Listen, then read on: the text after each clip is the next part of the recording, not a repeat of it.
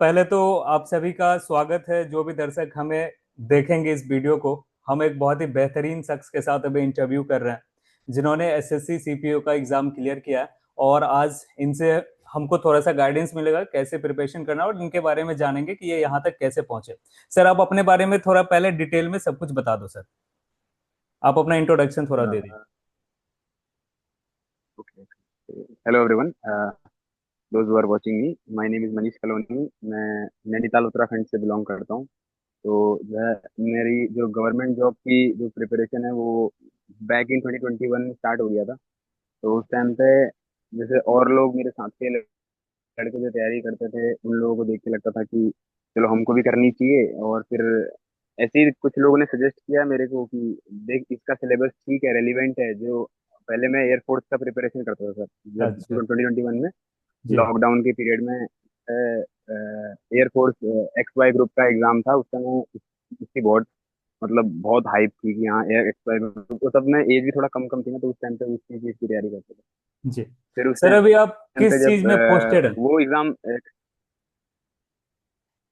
मैं सर अभी मैं सीआरपीएफ में पैरामिलिट्री फोर्स में सब इंस्पेक्टर हूँ। Okay sir, okay. और कौन से लोकेशन में अभी पोस्टिंग है सर आपकी? मेरी छत्तीसगढ़ में अभी पोस्टिंग है। पहली पोस्टिंग जो है वो फील्ड पोस्टिंग होती है, हार्ड एरिया मिलता है। अच्छा। चाहे आप किसी भी पैरामिलिट्री फोर्स में, तो उसमें सब में हार्ड एरिया मिलता है। तो मेरे को छत्तीसगढ़ एरिया मिलता जो भी लोग हमें इस वक्त देख रहे हैं, मैं बता दूं, हमें वर्चुअल इंटरव्यू कंडक्ट करना पड़ा बिकॉज इनका अभी मिलिट्री ट्रेनिंग चल रहा है और ये बहुत ही रिमोट लोकेशन पे होते हैं। इस वजह सर कुछ क्वेश्चंस है हमारे पास जिनका आप जवाब दीजिएगा। पहला सवाल ये है कि जब आपने प्रिपरेशन स्टार्ट की थी, सबसे पहले दिन का कैसा था वो अनुभव? क्या डर ज्यादा था या एक्साइटमेंट ज्यादा थी जब आपने प्रिपरेशन स्टार्ट किया था सर? है। सर मैं वही बता रहा था आपको कि जब और लोगों ने सजेस्ट किया था मेरे को एक्स वाई, जब मैं पहले मैं एयरफोर्स एक्स वाई ग्रुप का प्रिपरेशन करता था। हाँ जी। तो उस समय जब मैंने सिलेबस देखा तो लगा कि हाँ ये है थोड़ा जो जो मैं कर पाऊंगा। रीजनिंग वगैरह किया तो उस हम्म। समय एयरफोर्स वगैरह की रीजनिंग तो हो जा रही थी मेरे से। मैथ्स वगैरह भी थोड़ा बहुत कर लेता था। जबकि मैं एक नॉन मैथमेटिकल बैकग्राउंड से बिलोंग करता हूँ। मैं बायोलॉजी, मेरा ट्वेल्थ में और ग्रेजुएशन में बायोलॉजी फील्ड से मैंने ग्रेजुएशन किया हुआ। जी। तो फिर भी मैथ से उसमें जो है 10th लेवल तक का मैथ आता है, अर्थमेटिक आता है, तो वो हो जाता था मैथ्स हाँ वगैरह। हाँ। कोई दिक्कत नहीं था। तो एक दो बार एग्जाम दिया था मैंने, 2021 में एग्जाम दिया था तो वो नहीं हुआ, अनफॉर्चुनेटली वो पास नहीं हो पाया। जी। लेकिन फिर उसके बाद 2022 में दिया था तो वो क्रैक हो गया था। और उसके बाद फिजिकल भी क्लियर हुआ, मेडिकल भी क्लियर हुआ। लेकिन सर आपको पता होगा कि उसका जो वैकेंसी था वो अग्निवीर के चक्कर में कैंसिल हो गया था। हाँ हाँ, अग्निवीर आई उसमें थी उसमें। अग्निवीर जो है स्कीम वो उसमें, हाँ तो उसमें उसकी वजह से वो वैकेंसी कैंसिल हो गया था। उसकी वजह से सर बहुत बुरा लगा। फिर उसके बाद एसएससी में एंटर किया मैं उसके बाद 2022 में। जी। 2022 में एंटर किया। उसके बाद एसएससी का सिलेबस देखा तो इसी के जैसा ही था लगभग, बस थोड़ा सा और लेवल इसका अच्छा था। क्योंकि अच्छा। कंबाइंड ग्रेजुएट लेवल सीजीएल वगैरह में थोड़ा ग्रेजुएशन का एग्जाम होता है ना, वो तो उसमें हाँ थोड़ा हाँ। अच्छे लेवल का आता है। अच्छा अच्छा। वो वो दिया था सीजीएल 2022 की जो वैकेंसी थी उसमें 35,000 वैकेंसी आई थी। हाँ अभी हाँ हाँ। 35,000 वैकेंसी एक साथ आई तो फिर किसी भी एस्पिरेंट को लगेगा कि हाँ ये तो बहुत सारी वैकेंसी है, इसको ये अपॉर्चुनिटी ग्रैब करनी चाहिए।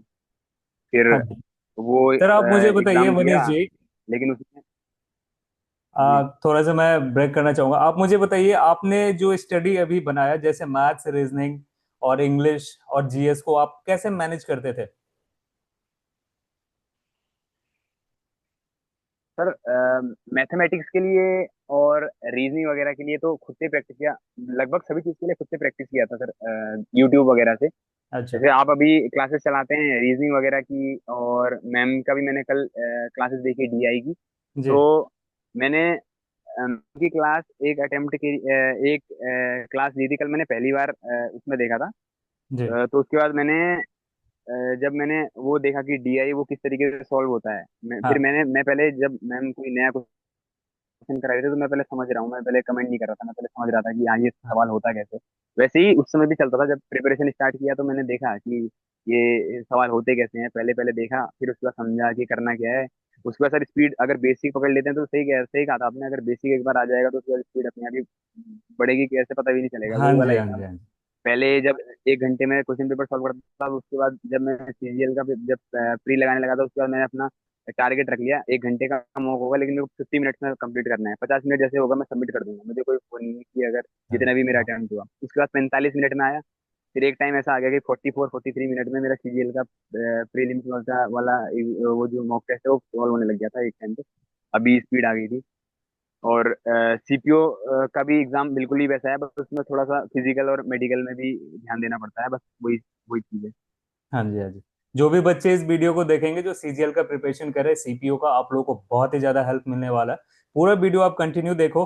सर तीसरा सवाल ये है मेरा आपसे कि कभी जब आप प्रिपरेशन का दिन था आपका, कभी कभी ऐसा होता है जब बहुत ही लो फेज में हम चले जाते हैं, डिमोटिवेट हो जाते हैं।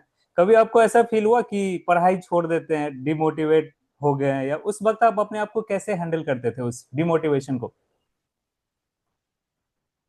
सर हर दिन ही ऐसा होता है, वो तो जब तक फाइनल मेरिट में नाम ना देख लो तब तक हर दिन ही ऐसा लगता है। जिस दिन आपने मॉक लगाया, आपके मॉक में कम मार्क्स आ गए या परसेंटाइल कम आ गई, उसमें ऐसा लगता है कि यार मैं कहाँ स्टैंड कर रहा हूँ, बहुत कम है, इतनी कम परसेंटाइल में तो मेरे से आगे बहुत सारे लोग हैं, वो तो हाँ हाँ। जो है इतना अच्छा परफॉर्म कर रहे हैं, वो इतना अच्छे मार्क्स ला कैसे रहे हैं, हमारे तो इतने कम नंबर आ रहे हैं। या मॉक में एक बार कभी कभार ऐसी सिचुएशन आती है जहाँ पे मॉक में मार्क्स फंस जाते हैं। जैसे मान लीजिए तो 200 मार्क्स का एग्जाम है, तो 120 110 पे एग्जाम जो मार्क्स में वो अटक जाते हैं, उसके बाद ऊपर हाँ। जाते ही नहीं है वो। फिर लगता हम्म। है कि मेरे मेरे में ही कहीं ना कहीं दिक्कत है, मैं उनके साथ compete नहीं कर पाता हूँ, तो मैं छोड़ देता हूँ प्रिपरेशन, ऐसा लगता है। लेकिन वही है कि जो आपको बार बार वही देखना है कि आप 110 तो मार्क्स ले आ रहे हो, लेकिन आप जो 90 मार्क्स जो बच रहे हैं वो उन उन क्वेश्चंस को देखो, वो कहाँ गलत हो रहे हैं आपसे। सही वो बात है। ऐसे कौन से क्वेश्चंस हैं जो बाकी लोग कर पा रहे हैं और आप नहीं कर पा रहे कहने का मतलब ये है कि सिर्फ मॉक देना इंपॉर्टेंट नहीं है, उसका एनालिसिस भी उतना ही इंपॉर्टेंट है जिस शिद्दत से आप मॉक दे रहे हैं। सर आपकी वीडियो थोड़ी सी हैं। अटक रही है। ऐसा होता है कि नहीं हो पा रहा है। हाँ जी, थोड़ा नेटवर्क का इशू है सर, इधर नेटवर्क हाँ, आप नेटवर्क रिमोट इधर एरिया में है ना, थोड़ा इस वजह दिक्कत से। चलिए कोई नहीं।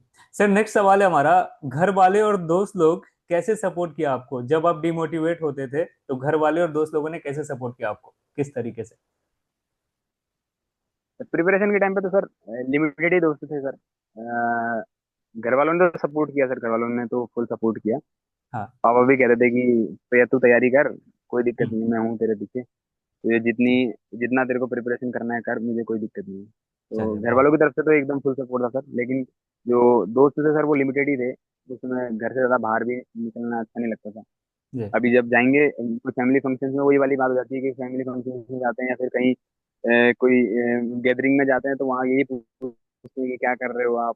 अभी उनको बता के भी कोई फायदा नहीं है। मान लेते हैं कोई कॉम्पिटेटिव एग्जाम बैकग्राउंड से बिलोंग करता है, तो वो समझेगा कि हाँ अभी तैयारी करेंगे।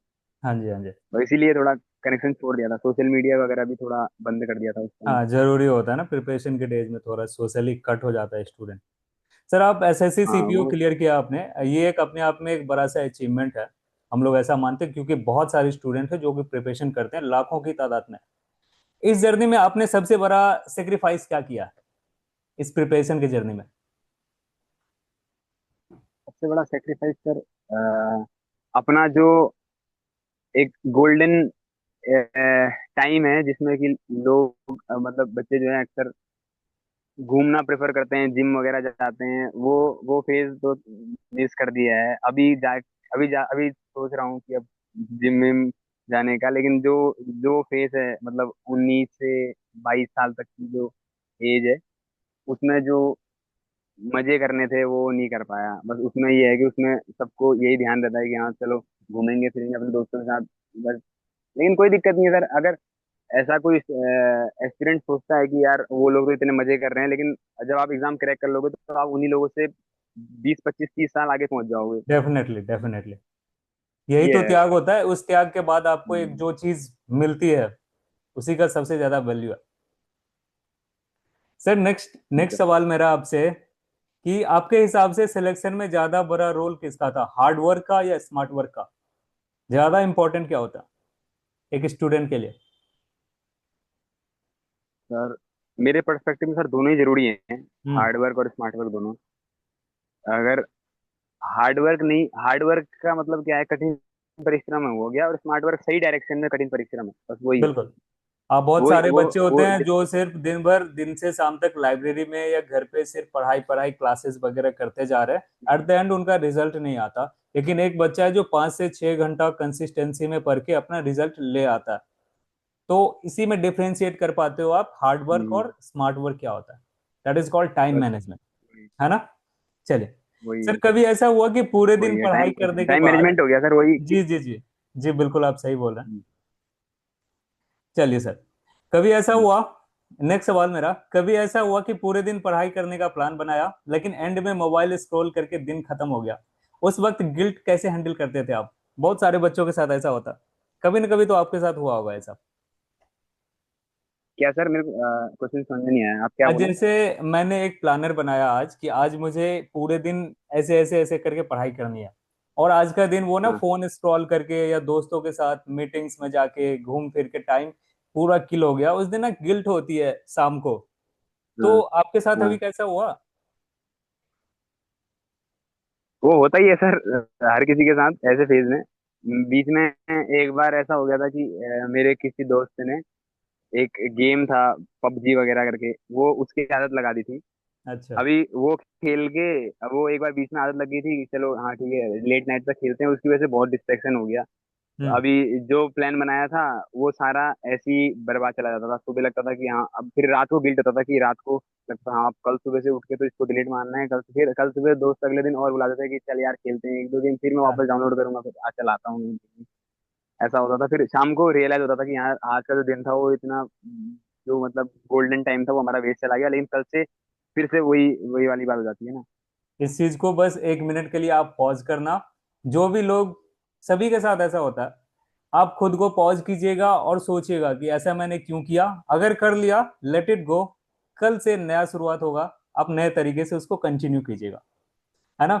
सर, हमारा अगला सवाल है आपसे कि आपको भी कभी लगा ऐसा कि मेरे दोस्त ने ज्यादा सिलेबस खत्म कर लिया होगा और अपना कॉन्फिडेंस डाउन हो जाता होगा आपका? आपको कभी ऐसा महसूस हुआ? होते हैं सर, कई बार आपके दोस्तों का या फिर आपके नॉन रिलेटिव का सिलेक्शन हो जाता है, या फिर उनका पहले सिलेक्शन हो जाता है, तो फिर लगता है कि यार वो चले गए, अब हम ही बच गए। या फिर उनका सिलेबस, वो तो कितना आगे हैं, वो कितना अच्छा मार्क्स स्कोर कर रहे हैं, हम लोग तो इतना कम स्कोर कर रहे हैं। ऐसा हाँ। कुछ नहीं।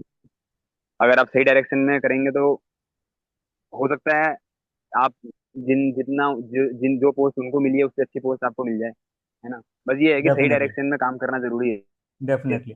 कभी कभी होता है ना, जब हम मॉक टेस्ट लगाते हैं तो कभी बहुत अच्छा स्कोर आ जाता है, कभी बहुत कम स्कोर आ जाता है, तो उससे आपको हाँ, डिमोटिवेट नहीं होना है। Mock test is just like a practice. और मॉक टेस्ट से भी ज्यादा इंपॉर्टेंट होता है कि आप उसको एनालाइज करो, आपके किस वे में एनालाइज करो, वो ज्यादा इंपॉर्टेंट है ना। चलिए यस सर, अगला सवाल है आपका कि प्रिपरेशन के दिनों में आपको कभी ऐसा लगा कि मैं अकेले हूं इस स्ट्रगल में, और फिर उस लोनलीनेस को, जो आपका अकेलापन जो आपको महसूस होता था, उसको आप कैसे टैकल करते थे?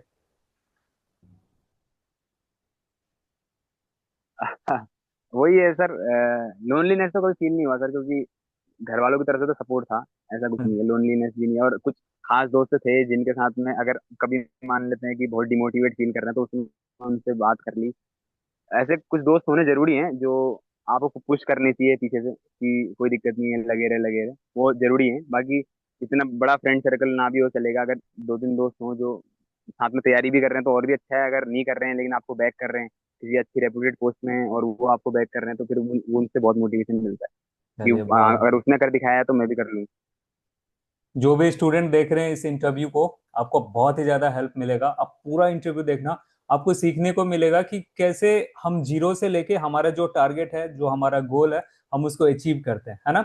अच्छा सर, अगला सवाल आपसे, आपने अपने डिस्ट्रैक्शन को, जैसे कि सोशल मीडिया हो गया, फ्रेंड सर्किल हो गए, है ना, फेसबुक इंस्टाग्राम या फिर गेम खेलना, उसको आपने कैसे हैंडल किया? उस अपने पूरे के पूरे डिस्ट्रैक्शन को, अपने पूरे इंटायर प्रिपरेशन जर्नी में। मन तो करता होगा कभी न कभी कि चलो यार खेल लेते, लेकिन आप उसको एट द एंड कैसे मैनेज करते थे?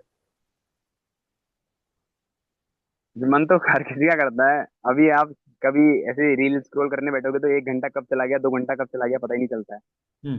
वैसे ही होता है। अगर सोशल मीडिया में आप जाओगे तो, अब अगर आप एक बार घुस गए तो आप और अंदर जाते रहोगे, और फिर उसमें सोशल मीडिया में एक अलग वर्ल्ड बन जाएगा आपको। फिर आप पोस्ट देखोगे, फिर आप रील्स स्क्रॉल करोगे, तो फिर वो आपका पर डे का रूटीन बन जाएगा। ऐसा होगा, आप एक बार उस दलदल में चले गए तो फिर वो घुसते जाओगे आप, वही वाला हिसाब है। वो वैसे स्क्रोलिंग ही अगर वाला। आप गेमिंग में भी, ऐसे ही मैं कहता हूँ, हाँ वही वाला है कि आप जैसे आप गेम खेलना आपने शुरू कर दिया तो आपको कब उसकी आदत पड़ जाएगी पता ही नहीं चलेगा। धीरे धीरे एडिक्शन बन जाएगा, फिर उसको रोकना ही बहुत मुश्किल हो जाएगा। फिर वो सबसे बड़ा डिस्ट्रैक्शन होता है, सबसे बड़ा डिस्ट्रैक्शन सोशल मीडिया ही है आज के टाइम पे। सोशल मीडिया एक इन्फिनिटी पूल है, आप गए अनंत है, आप उसको कभी खत्म नहीं कर पाओगे, है ना। सर अगला सवाल, जैसे कि आप हाँ जी भाई। सेंट्रल रिजर्व फोर्स में अभी पार्ट ऑफ इंडियन आर्मी, तो सर आप फिजिकल टेस्ट के लिए क्या क्या करते हैं, क्योंकि बहुत सारे स्टूडेंट हैं जो कि सीपीओ का प्रिपरेशन करते हैं, उसमें फिजिकल टेस्ट होता है। सर उसको आप कैसे किया आपने, आप थोड़ा उसके बारे में समझाइए। और सीपीओ में अगर मैं स्पेशली बात करूं, या फिर ऐसे कोई एग्जाम जिसमें फिजिकल टेस्ट आता हो, हम्म। अगर आपने उसको अल्टीमेट गोल वो बनाया है, या फिर आपका मेन फोकस वो है, तो मैं यही रिकमेंड करूंगा कि जब आप प्रिपरेशन स्टार्ट करते हो, साथ साथ में थोड़ा फिजिकल पे भी आप ध्यान देना चाहिए। हम्म। कई लड़के मेरे साथ में ऐसे हैं जो जिनका स्कोर मॉक्स में 180 भी जाता था, 200 में से 180, 175 स्कोर, इतना अच्छा बढ़िया स्कोर आता था उनका, लेकिन वो हम्म। रनिंग में फेल हो जाते थे।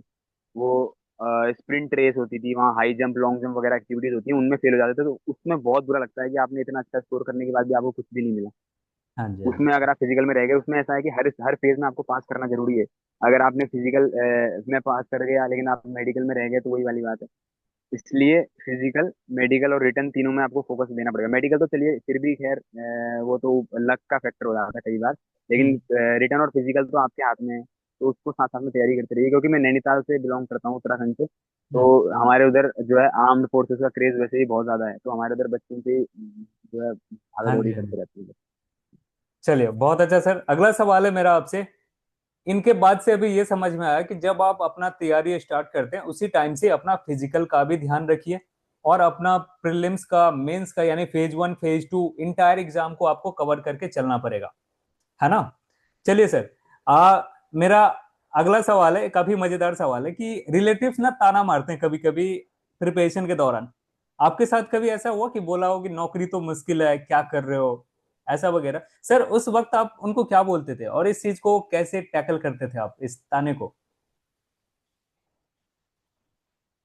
सर इसका मैं एक इंसिडेंट सुनाता हूँ सर। 2024 में जो है मेरा ज्वाइनिंग लेटर आया था 2024 में, और अप्रैल में, और 2024 के फेब तक जब भी मैं अपने, मेरे रिलेटिव्स हैं अभी, तो मैं उनके पास कभी भी मैं उनके आगे से गुजर रहा था, तो वो मेरे को ऐसा पूछते थे कि अब ज्वाइन नहीं कर रहे हो आप एयरफोर्स।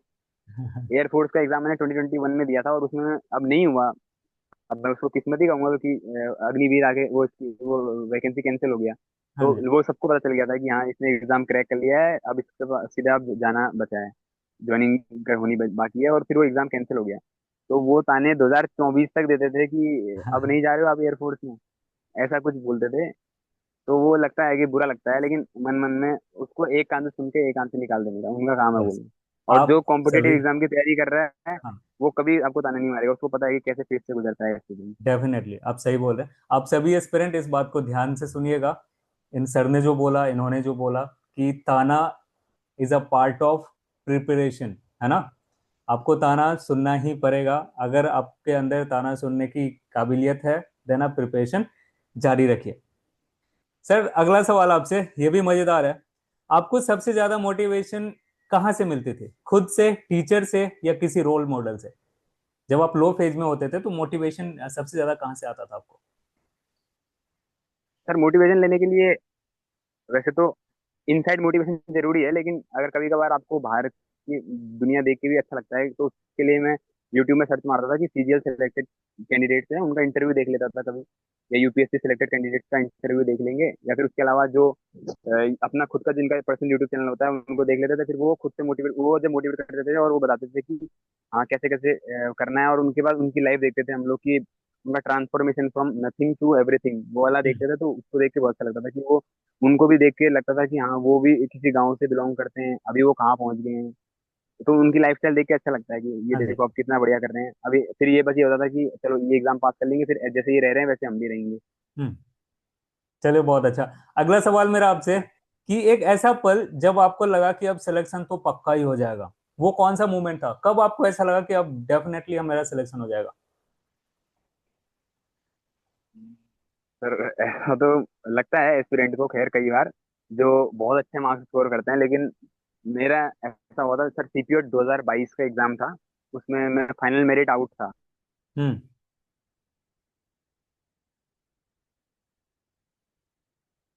भी क्लियर हुआ, ये चारों क्लियर हो गए थे, लेकिन फाइनल जो मेरिट बनती है उसमें मैं आउट हो गया था 2 मार्क्स से।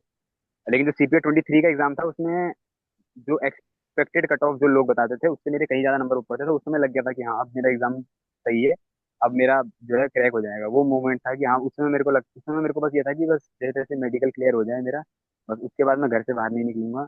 हम्म। बस ये जो मेरे को पता था कि उस समय सिलेक्शन हो ही जाएगा। सर आखिरी सवाल मेरा, आपने ऐसी कौन सी गलतियां की जो आप बताओगे इस पेरेंट को कि उसे अवॉइड करें, उस गलती को ना करें? कुछ ऐसा एक्सपीरियंस आप बताएंगे? सर सबसे बड़ी गलती मैं कहता हूँ कि जो लोग मॉक्स को अवॉइड करते हैं, हम्म। सबसे बड़ी गलती है। हम्म। उनको ऐसा लगता है कि सिलेबस सिलेबस सिलेबस पूरा कर लेंगे तो हो जाएगा। सिलेबस करना जरूरी नहीं है ऐसा मैं नहीं कहूंगा, लेकिन सिलेबस से भी ज्यादा जरूरी है मॉक्स लगाना। आप मॉक्स के जरिए भी सिलेबस पूरा कर सकते हो, सिर्फ मॉक्स बिल्कुल। मॉक्स लगा के भी सिलेबस पूरा कर सकते हो। लेकिन हाँ। ये है कि सिलेबस से क्या होगा, आपको नॉलेज नॉलेज हो जाएगी कि इतना वास्ट जो है अपना सिलेबस है, और ये क्षेत्र से क्वेश्चन आ सकते हैं। हम्म। लेकिन आप जब तक मॉक नहीं लगाओगे तो आपको एक्चुअल एग्जाम का टाइम मैनेजमेंट, प्रेशर हैंडलिंग, ये सब नहीं आएगा। और आपके क्वेश्चन कौन कौन से गलत हो रहे हैं, कौन कौन से टॉपिक पे क्वेश्चन गलत हो रहे हैं, वो आपको आएगा ही नहीं। सबसे बड़ी गलती है, मैंने स्टार्टिंग में मॉक्स लगाए नहीं थे, और सब लोग मेरे को रिकमेंड करते थे। जब यूट्यूब चैनल देता था उनका, तो सब बोलते थे कि मॉक्स लगाओ। मैं कहता था कि नहीं, क्या होगा मॉक्स लगा के, सीधे एग्जाम में बैठेंगे, वहां देखेंगे। वहां जाके होता था तो जैसे मान लेते हैं आखिरी के 5 मिनट बचते हैं आपके पास, और कंप्यूटर में टाइम जो है रिवर्स में चल रहा होता है, तो उसमें 16x2 भी 32 नहीं आता है, वो 16x2 भी 8 आता है, ये वाला हिसाब है। सही बोल रहे हो, बिल्कुल सही। एक दिन में कितना मॉक टेस्ट लगाना चाहिए आपके हिसाब से? वैसे तो एक सफिशिएंट है मॉक लगाना है, अगर एक मॉक लगा के आप उसकी एनालिसिस बढ़िया से करते हो तो वो सफिशिएंट है। आप नेक्स्ट डे एक और मॉक लगाओगे। आपने 3 दिन में, मेरी स्ट्रेटेजी ये थी कि सर 3 दिन आप मॉक लगाओ, और 3 दिन मॉक लगा के आप एक दिन एनालिसिस मत करो। 3 दिन के बाद जब वो तीनों मॉक हो जाएंगे, उन तीनों मॉक्स को लेके बैठो, और वो सारे टॉपिक्स लिखो जो आपने तीनों मॉक्स में, जो एक ऐसे कुछ क्वेश्चन होंगे जो आप बार बार गलत कर रहे हो, जो आपने तीनों हम्म। मॉक्स में गलत किए। इसका मतलब वो टॉपिक आपका कहीं ना कहीं वीक है। कई बार ऐसा होता है एक क्वेश्चन बहुत हाई लेवल का आ जाता है, मान लेते हैं बोर्ड एंड स्ट्रीम का एक क्वेश्चन आ गया, वो बहुत हाई लेवल का है, हम्म। आपका एक मॉक में गलत हो गया, तो इससे ये प्रूव नहीं होता कि आपका बोर्ड एंड स्ट्रीम खराब है। लेकिन अगर आपके तीनों मॉक में बोर्ड एंड स्ट्रीम का क्वेश्चन आया है, और आपके तीनों मॉक में अगर वो खराब, आपने छोड़ दिया है, फिर आपका गलत है, इसका मतलब आपका बोर्ड एंड स्ट्रीम खराब है। आपको एक कि बढ़िया टीचर से पढ़ना पड़ेगा, फिर उसको उससे क्वेश्चन लाने पड़ेंगे, फिर आप दोबारा बैठे मॉक में, फिर वो हो जाएगा सर। जी। आखिरी सवाल है मेरा आपसे, जो भी बच्चे एसएससी सीजीएल या फिर एसएससी सीपीओ, जो भी डिफरेंट डिफरेंट एग्जाम होते हैं, या फिर बैंकिंग का या फिर insurance exam, whatever the exam, medical, IIT, JEE, कुछ भी, जो ये प्रिपरेशन स्टार्ट कर रहे हैं अभी, या फिर जो कंटिन्यू कर रहे हैं, उसके लिए एक कोई मोटिवेशन या फिर कुछ मैसेज देना चाहते हैं आप? तो वही रहेगा कि अगर आप इस जर्नी में आ रहे हो, या फिर अभी अगर आप बिगिनर हो, तो वो ये एक बहुत लंबा वे भी है आपके लिए, एक वन वे टिकट भी हो सकता है आपके लिए, और एक टू वे जर्नी भी हो सकती है, ऐसा कुछ जरूरी नहीं है। आपका क्या है, आप वहां से बैक भी हो सकते हो, लेकिन बेहतर यही होगा कि अगर आपने प्रिपरेशन करनी शुरू कर दी तो फिर आप उसके पीछे मत हटो। आपके मान लेते हैं आपने प्रिपरेशन आज से स्टार्ट कर दिया, और आपके अगर 3-4 महीने तक भी अगर आपका इंप्रूवमेंट नहीं हो रहा, तो कोई दिक्कत नहीं, आप हार नहीं मानने की। कई हम्म। बार ऐसा होता है यहाँ पे, और प्रिपरेशन के दौरान आपका कई बार ऐसा फेज आएगा जहाँ पे आपके मार्क्स एकदम जम जाएंगे कि अब इससे आगे बढ़ ही नहीं रहे, तो आपको लगेगा कि ये क्या हो रहा है, सबके मार्क्स इतने बढ़िया आ रहे हैं और मेरे इतने हम्म। कम, और मेरे यहाँ पे रुक गए हैं, अब मेरे बढ़ ही नहीं रहे। तो वो फेज हर एस्पिरेंट के लाइफ में आता है। उस फेज को जिसने पार कर लिया, तो वो फिर सिलेक्शन लेके ही जाएगा, ये होता है। सही बात। मोटिवेशन अगर लास्ट में बात करें, आप खुद खुद का सबसे बड़ा मोटिवेशन होते हैं, आपका हालात आपका सबसे बड़ा ये सर। मोटिवेशन होता है, आपका बैंक बैलेंस आपका सबसे बड़ा मोटिवेशन होता है। इससे बड़ा मोटिवेशन कुछ नहीं होता।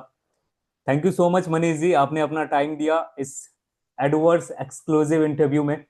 ये एक ओपन प्लेटफॉर्म है, जो भी सिलेक्टेड कैंडिडेट हैं, अगर आप चाहते हो हमारे साथ इंटरव्यू करना, कोलैबोरेट कर सकते हैं। हमारे नीचे मैं व्हाट्सएप नंबर दे दूंगा या फिर मेल आईडी दे दूंगा, आप मुझे मेल करना, अपनी स्टोरी बताना, हम लोग यहाँ पे इंटरव्यू कंडक्ट करेंगे। Thank you so much Manish sir, आपने अपना टाइम दिया। आप अपना ख्याल रखिए, आप देश की सेवा कर रहे हैं, बहुत ही अच्छा थैंक काम कर रहे हैं। Thank you so much sir. Thank you so much. Thank you.